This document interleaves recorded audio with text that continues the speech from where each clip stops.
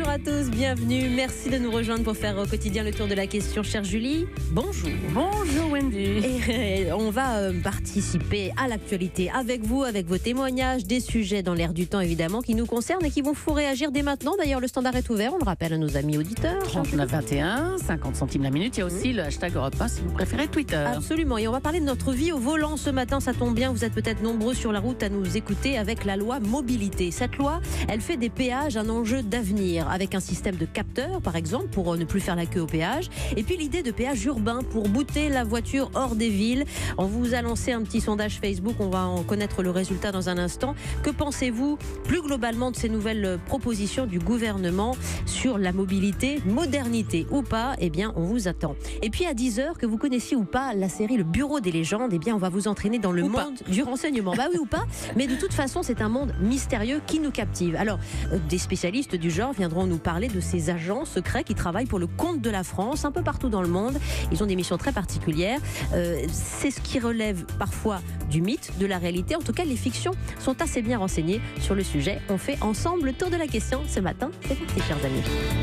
9h, 11h, on fait le tour de la question avec Wendy Bouchard sur Europe 1. Et avec nos invités sur les péages et la loi mobilité, avec nous en studio Yves Cara, porte-parole de l'Automobile Club. Bonjour monsieur. Bonjour. Et Laurent Equet, directeur général du MAP, l'Observatoire des experts de la mobilité. Bonjour monsieur Equet. Bonjour. Alors depuis hier, nous connaissons, grâce à nos confrères du Parisien, dans les grandes lignes, le projet de loi de mobilité qui sera bientôt débattu au Parlement. Le chantier des transports apparaît donc comme un dossier prioritaire du gouvernement pour faciliter à la fois les déplacements, pour lutter aussi contre la pollution.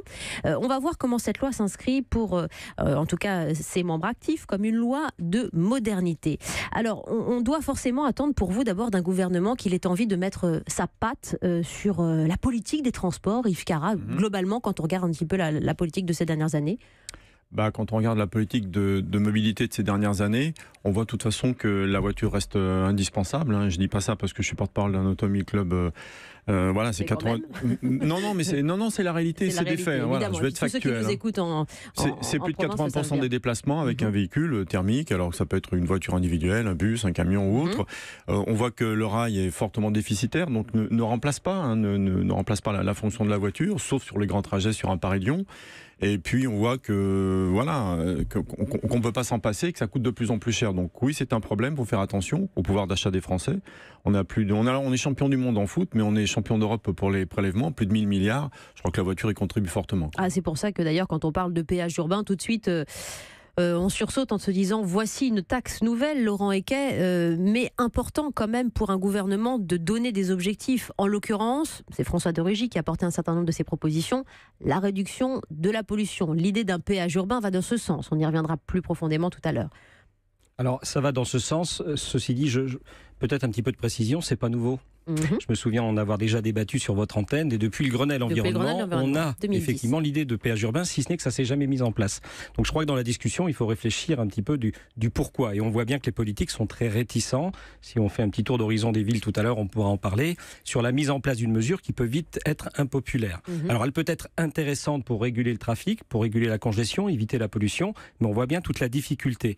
Peut-être aussi un petit peu de pédagogie. Il faut préciser que le gouvernement met en place un cadre réglementaire, mais ce sont les collectivités qui vont en disposer. C'est-à-dire que la décision de mise en place appartient au maire. Et là, on voit bien toutes les difficultés. Anne Hidalgo s'est déclarée assez réticente. Alain Juppé, puisque vous avez parlé de Bordeaux tout à l'heure, en tout cas, a dit que ce n'était pas à l'ordre du jour. Donc il faudra peut-être encore attendre du temps. Il ne faut peut-être pas effrayer les Français immédiatement sur la mise en place d'une telle mesure. On va en parler, en tout cas, voir dans les grandes lignes comment elle pourrait être établie, justement. Mais on est dans une démarche éco-responsable. Je vous prends une des propositions de ce projet de loi mobilité, soyons concrets, pour aider à fluidifier le trafic. Il y a ces idées, vous savez, Julie, vous qui prenez beaucoup la route, vous avez peut-être ça d'ailleurs, déjà, de capteurs sur votre voiture qui permettraient de passer directement au péage. C'est le télépéage. Il y a le télépéage.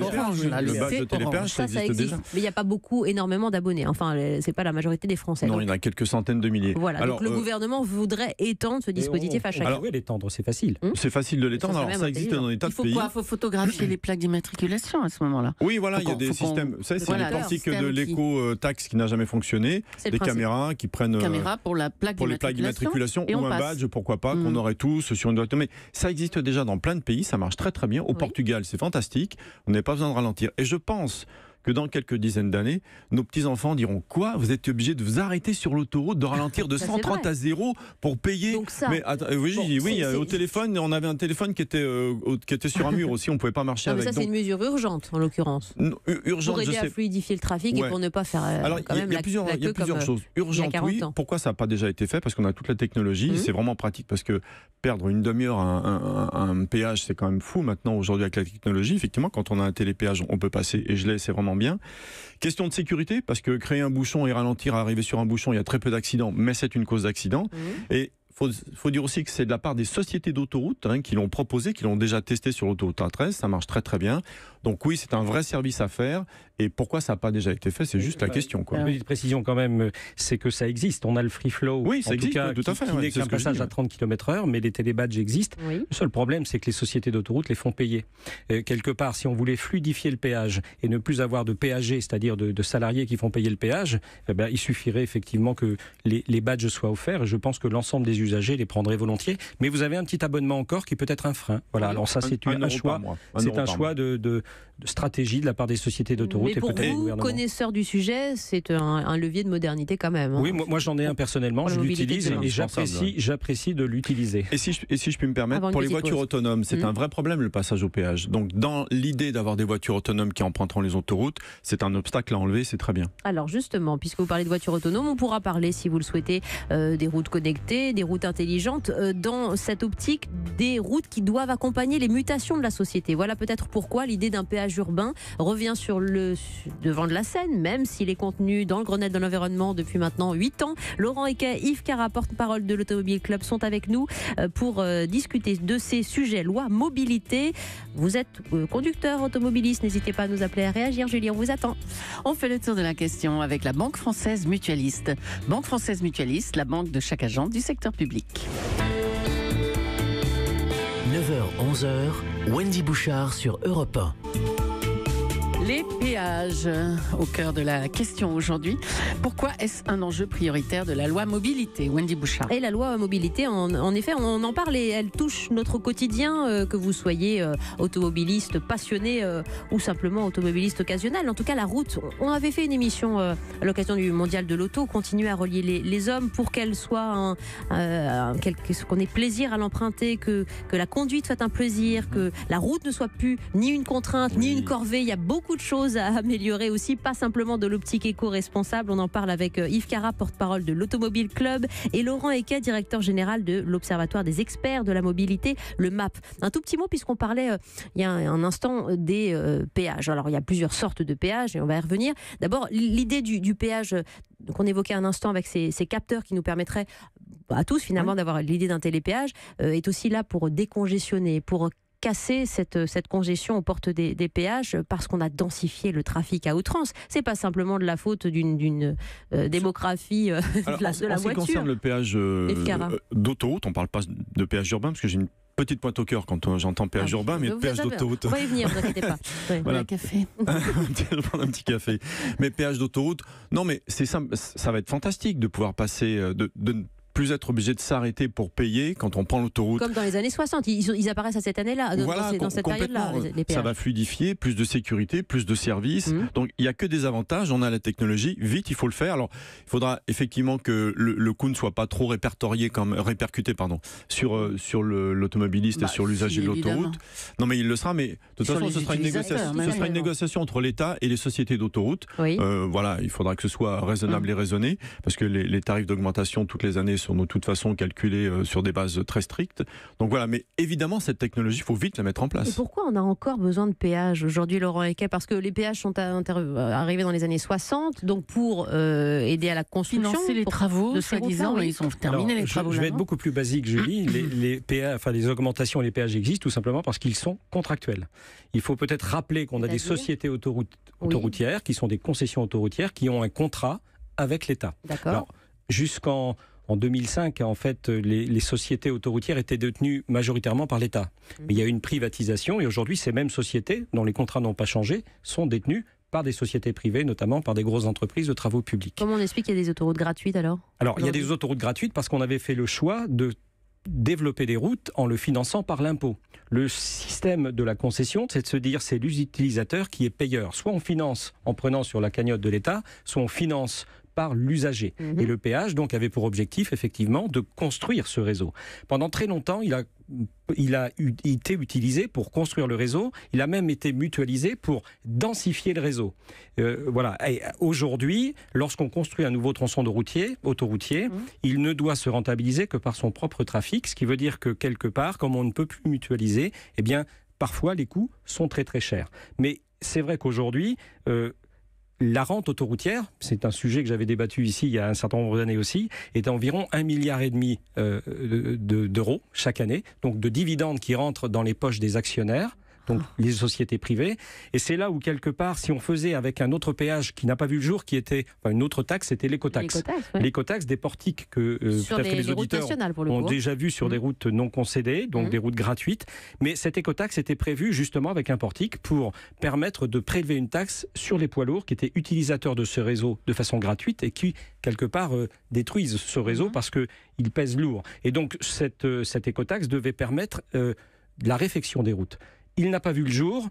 1,5 milliard, c'est ce que devait rapporter l'écotaxe, et 1,5 milliard, c'est la rente autoroutière. Alors après, c'était un éternel débat qui avait vu le jour il y a 2 ans, de savoir s'il fallait reprendre la maîtrise des contrats autoroutiers. L'État a tranché puisque ça n'a pas été le choix qui a été fait. Mais vous voyez que ce péage autoroutier, par contre, les Français ne sont pas contre, puisqu'ils l'utilisent. Par contre, il faut qu'il soit mesuré de façon à ne pas dissuader les usagers d'utiliser ces voies, qui sont des voies d'utilité publique pour une question de mobilité, de rapidité et de sécurité. Voilà, le péage autoroutier qui est entré vraiment dans la culture des Français. On verra ce qui se passe à l'étranger. Pour le coup, les péages urbains annoncés, revenus au cœur de l'actualité, sont loin de susciter l'unanimité. On en parlera avec le résultat de notre question de Facebook. Je vous donne juste une petite réaction d'Ali sur la page d'Europe 1. Un impôt de plus pour les Français qui travaillent du lundi au samedi. Ce péage urbain proposé dans cette loi mobilité, c'est le sujet qui nous réunit. Dans un instant, si vous êtes au volant, arrêtez-vous quelques instants, puis n'hésitez pas à réagir vous aussi au 3921 et sur Twitter, Julie. Avec le hashtag Europe 1.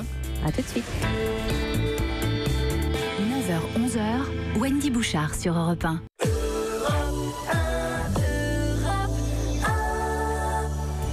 Le tour de la question sur les péages, y compris les péages urbains d'ailleurs. C'est le thème de votre émission Wendy Bouchard jusqu'à 10h.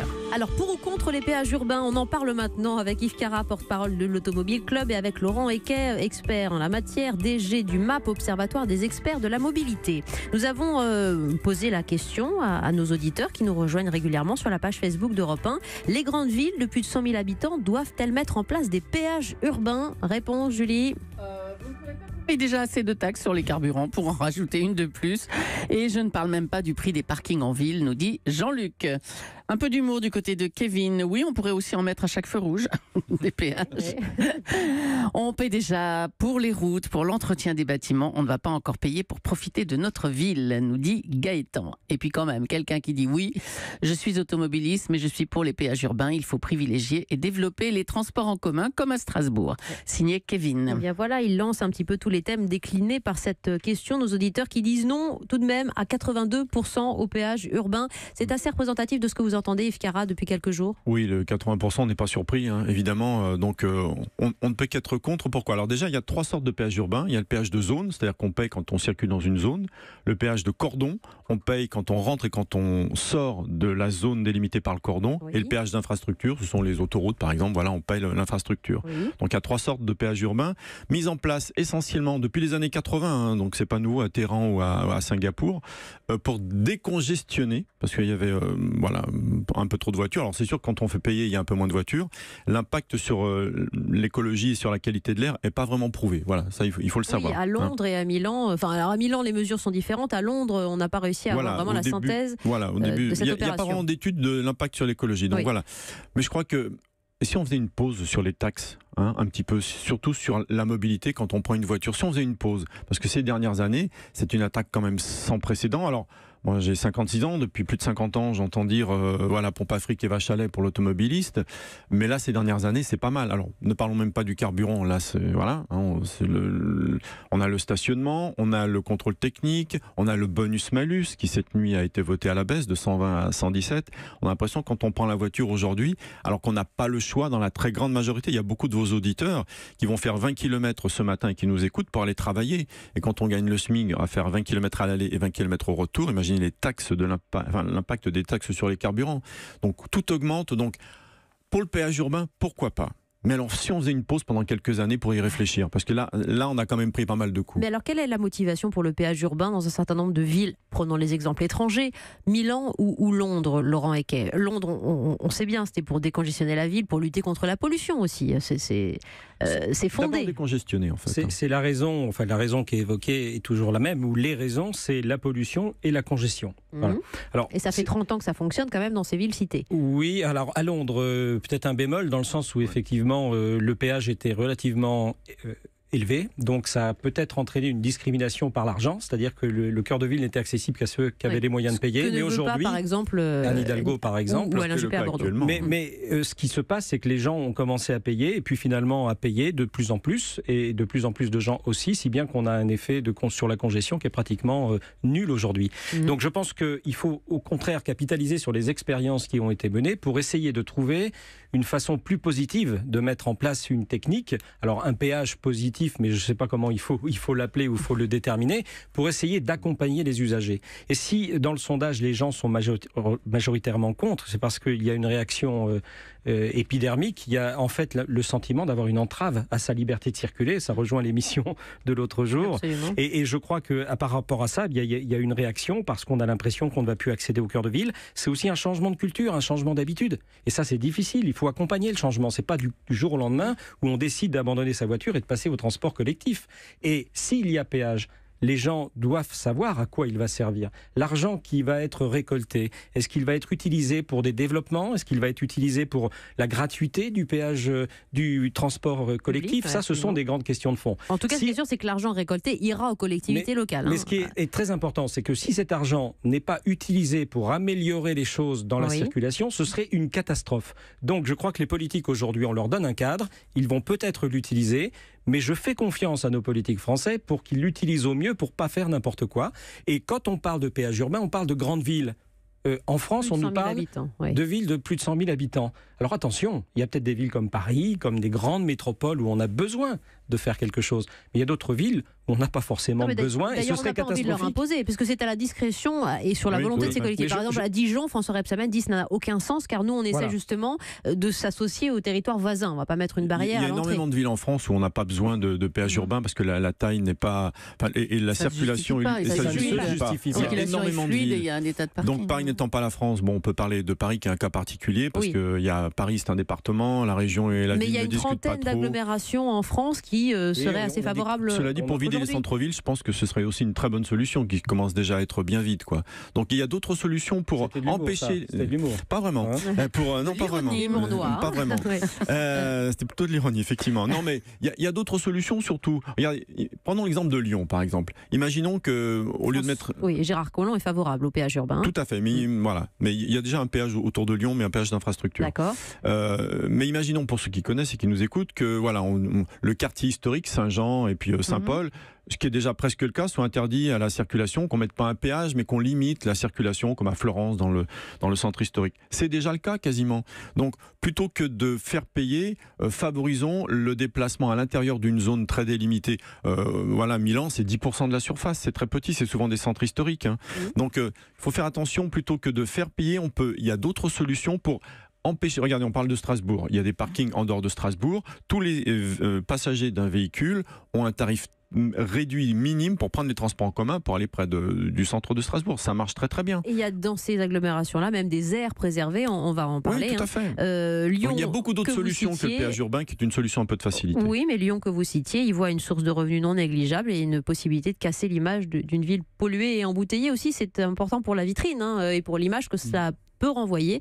On se retrouve dans un instant. Alors si vous êtes pour ou contre ces péages urbains, que vous soyez adjoint au maire, maire de ces agglomérations de plus de 100 000 habitants, dites-nous ce que vous en pensez aussi. Et puis j'appelle tous les Français aussi à s'exprimer sur le sujet, comme les motivations de ceux qui l'ont fait sur Facebook. Voilà, on vous rappelle, non, pas de péage urbain pour 82% de nos amis sondés sur la page Europe 1, Julie. À tout de suite. 9h25 sur Europe 1. Question sensible aujourd'hui. Qu'est-ce qu'il y a comme réaction? C'est fou.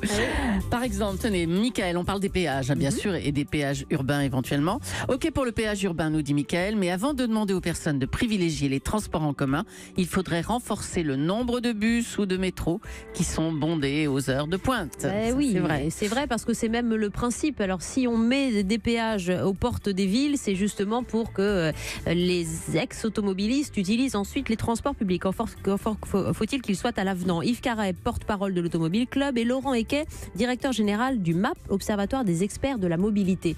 C'est bien ça le problème. À chaque fois, on se casse le nez sur ce problème de la fluidité des transports publics, de leur offre aussi, qui n'est pas suffisante. En ce qui concerne Paris, les autres villes, à Toulouse par exemple, vous avez un périphérique. Dans le centre-ville, c'est assez fluide, mais le périphérique est saturé toute la journée en permanence. Donc, il n'y a pas de solution parfaite à appliquer uniformément sur chaque ville. Chaque métropole a ses spécificités. Il faut inventer, il faut créer, il faut adapter. À Lyon, ça se fait pas mal. Alors, pour ce qui concerne Paris et la région Île-de-France, on a fermé des axes, on a fait beaucoup de travaux et on se plaint qu'il y ait de plus en plus de bouchons. Mais c'est normal, hein, c'était le but recherché. Donc, il ne faut pas se plaindre des embouteillages qui sont de plus en plus importants parce que c'était le but recherché depuis 2-3 ans. Il y a une solution de Ben aussi là que j'ai sous les yeux.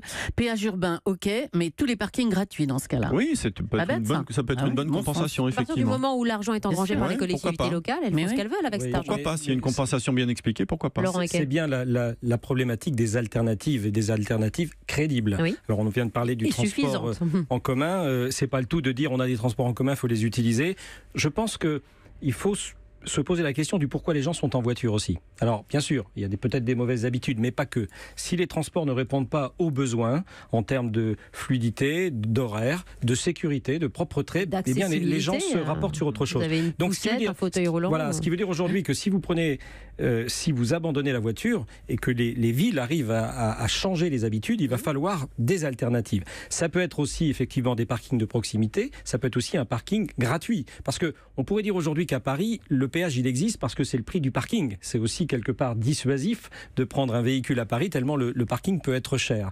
Mais si on transforme cela, il faut des incitations. C'est en cela que je disais tout à l'heure que les politiques doivent être créatifs et positifs dans leur vision s'ils appliquent quelque chose. Alors, vous les encouragez à la discussion, ces politiques. Les péages urbains sont au cœur de cette loi mobilité. C'est l'une des mesures. Projet de loi qui prévoit un prix maximum de 2,50 € pour l'entrée dans une ville de plus de 100 000 habitants, 5 € au-delà de 500 000 habitants et 10 € pour les poids lourds.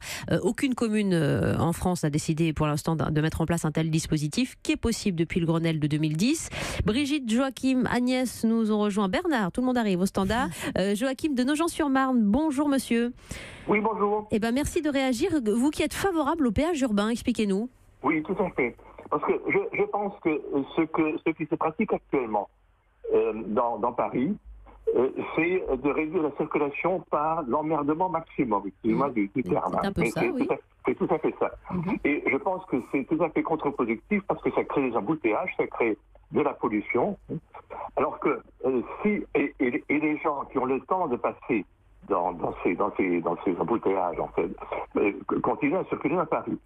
Alors que s'il y avait un péage urbain, tout le monde se poserait la question de l'intérêt à entrer dans Paris compte tenu du prix qu'il doit payer et serait amené probablement aussi à grouper ses déplacements pour Paris. Oui, mais alors il y a quand même un petit côté barrière dans ce que vous exprimez, Joachim. C'est-à-dire que vous allez réfléchir à 2 fois avant d'aller à Paris, vous, pour le coup.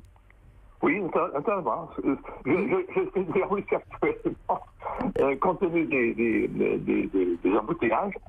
Mais si vous voulez, je suis aussi pour le péage parce que en France, on a une mentalité qui veut que tout soit gratuit et que rien ne soit payant pour l'usager. Et je pense que c'est pas une bonne... Là, en matière de transport, on en est servi quand même.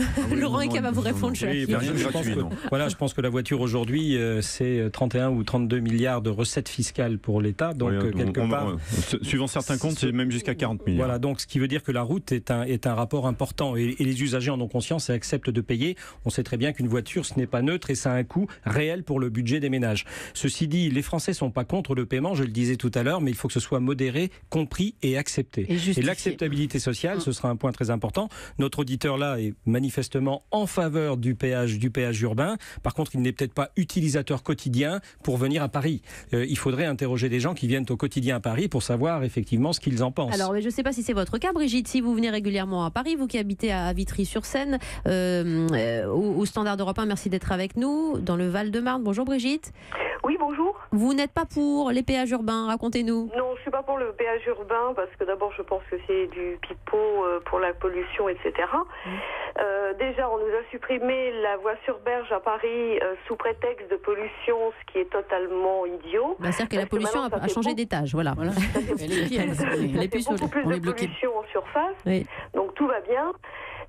Non, moi je voulais intervenir en fait sur le péage urbain, je suis pas d'accord, ça c'est évident. Mais quand on nous dit d'arrêter de prendre la voiture pour prendre les transports en commun, c'est là où je dis stop, arrêtons, parce que les transports en commun, on nous le dit depuis des années, les parkings aux portes de Paris, on nous en parle depuis des années. Les transports en commun ne sont pas multipliés et donc prendre les transports en commun, c'est pas possible. Vous travaillez à Paris, Brigitte Alors maintenant, je ne travaille plus. Oui. J'ai travaillé sur Paris régulièrement. Et vous avez dû faire la navette régulièrement en voiture ou en transport? Non, moi j'avais la chance d'avoir un RER et qui m'emmenait pas loin de travailler, assez etc. simple. Donc ça, moi j'ai eu cette chance-là de ne pas avoir à venir travailler à Paris en voiture. Mais j'ai une maman très âgée qui habite Paris, parce que nous sommes parisiens, et ben maintenant, pour aller la voir ou pour aller la chercher, pour l'emmener quelque part, s'il faut que je paye pour aller chercher ma mère, je vois vraiment pas l'intérêt. L'intérêt, si, d'aller voir ma mère, oui, mais enfin, je trouve que ça fait très très cher pour ce que c'est. Oui, je comprends ce que vous voulez dire. Et je reviens à mon idée de départ, les bus. Oui. Parce qu'on nous dit, oui, il faut prendre le bus. Ah bah prenez le bus. Oui, sauf que les bus, ils roulent pas la nuit. Sauf que les bus, il y en a pas assez. Sauf que les bus en banlieue, moi j'habite en banlieue, pour aller faire mes courses chez Leclerc à côté de chez moi, il faut que je prenne 3 bus. Ouais, voilà. Donc, si j'ai pas de voiture, Brigitte, je sais comment. Oui, voilà. C'est la question qu'on va soumettre à nos invités dans un instant, mais qui iront probablement dans votre sens. Gageons que le Grand Paris, justement, permettra de faciliter cela aussi, ce réseau, ce maillage. C'est tout l'intérêt de ce projet. Brigitte, vous restez à l'écoute et on vous répond. Je donnerai la parole dans un instant à Agnès et à Bernard qui sont avec nous dans cette discussion autour des péages de la loi mobilité, des péages urbains notamment, question qui vous anime et qui nous amènera jusqu'à 10h maintenant. À tout de suite, Julie. 9h, 11h, Wendy Bouchard sur Europe 1. Yves Cara, vous êtes avec nous, porte-parole de l'Automobile Club, et Laurent Eca, directeur général du MAP, Observatoire des experts de la mobilité. C'est vrai qu'on est bien aussi quand on est en voiture et qu'on écoute ce genre de chansons. Pourquoi culpabiliser les gens seule dans sa voiture. Mais vous savez, nous, tous les 2 ans, on organise des grandes conférences à Strasbourg, où Laurent Eca était présent d'ailleurs, il y a quelques semaines. Et il y a un sociologue du côté de Dijon qui a fait une grande étude en accompagnant toutes les personnes pendant des mois et des mois seules dans leur voiture qui vont travailler. C'est un vrai sas nécessaire socialement. C'est 20 minutes ou une demi-heure. Alors peut-être pas 1h30, ça fait bien beaucoup sûr. Dans les embouteillages parisiens, mais c'est un vrai sas de décompression pour se recueillir, se retrouver avec soi, penser. Sans promiscuité, tout seul, avec... C'est un sac à main, une voiture, on a toutes ses affaires, ça rassure et tout. Alors exactement. Ma voiture, c'est mon sac à main, moi. Le titre de cette conférence, c'est exactement ça, comment on habite sa voiture. Parce qu'on habite sa voiture, il y a un côté spirituel, donc arrêtons de culpabiliser la personne seule dans sa voiture, on en a besoin. Non, mais on est aussi conscient des gaz à effet de serre, de la pollution, de réduire ses trajets, de faire attention, on essaye d'être tous citoyens responsables. Et ce sujet ne se limite pas à Paris et sa banlieue. Mais Paris, c'est 90% des embouteillages dans toute la France, donc effectivement, ça focalise un petit peu, donc c'est normal. Mais François, merci d'être avec nous, vous qui nous appelez de Limoges. Limoges à l'honneur régulièrement dans cette émission. Je constate que nous avons beaucoup d'auditeurs dans votre jolie ville. Bonjour François. Tout à fait, bonjour. bonjour. Et bonjour. vous êtes pour le sujet, en l'occurrence, contre les péages urbains également. Complètement. Justement, la chanson, on fait pas ce qu'on a envie automobiliste. Bon, une parenthèse. Oui. Non, je suis contre parce que, bon, d'abord, ça, c'est agaçant. Comme a dit votre intervenant, à 90% c'est Paris, mais il y a le rural, il y a la province, il y a Limoges. Limoges, si vous voulez, on n'est pas concerné. On a une mairie, enfin Limoges. Combien d'habitants à Limoges, François? 120 000. Bon, bah, vous pourriez être concerné.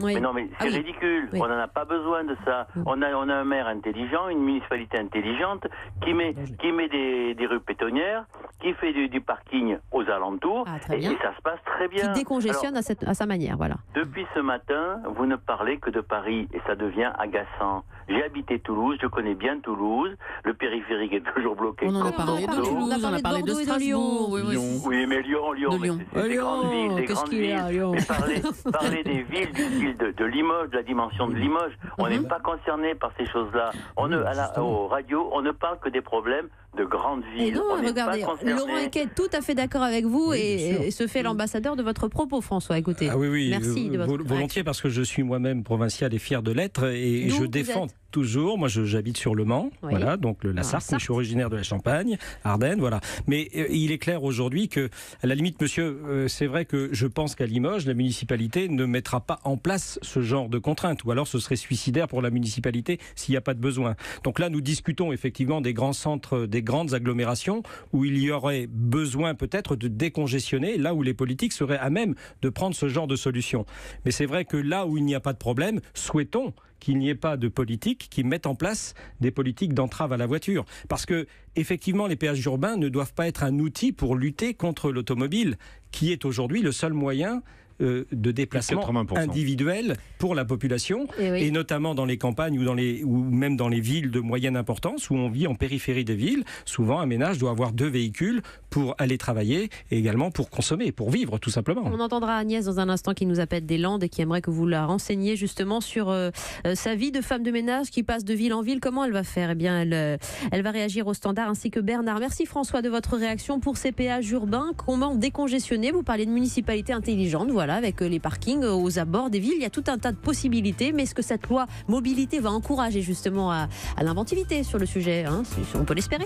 On se retrouve dans un instant, Julie. Avec Wendy Bouchard. À tout de suite. Allez, on repart sur les routes, sur les autoroutes. On est au péage. Péage urbain peut-être bientôt. Eh oui, à l'entrée des villes de plus de 100 000 habitants, de plus de 500 000 habitants. On parlait de Limoges, de Lyon, de Bordeaux, de Toulouse, de Marseille, de Paris tout à l'heure. Agnès est avec nous et nous rejoint des Landes ce matin au 39-21. Bonjour Agnès. Oui, bonjour Wendy. Alors vous faites partie des auditrices opposées à cette idée de péage urbain? Oui, opposé par force. Parce imaginez-vous bien que moi j'ai une journée, donc je travaille à peu près 40 à 45 heures par semaine, 6 jours par semaine, et je traverse pas loin de 6 ou 7 villes, parce que les villes, je suis d'un département limitrophe. Moi j'habite à Parentis-en-Born, voilà, donc je traverse Sanguinet. Quand je vais à Marcheprime, je traverse donc Mios, Lacanau de Mios. Tout ça dans les Landes, hein, Agnès? Tout ça dans les Landes. Oui. Il y a Giron des Landes, hein, parce que c'est vraiment très limitrophe, le bassin d'Arcachon. Oui. Après, j'ai le bassin d'Arcachon, donc je traverse Sanguinet, je traverse Cazaux, j'arrive à Gujan. Après, je vais à la Teste de Buc pour aller à Arcachon. Alors attention, parce que là, on parle de petites villes quand même, Agnès, qui ne risquent pas d'être frappées de péage urbain. A priori, cette mesure serait proposée aux villes de plus de 100 000 habitants, déjà pour vous rassurer. Oui.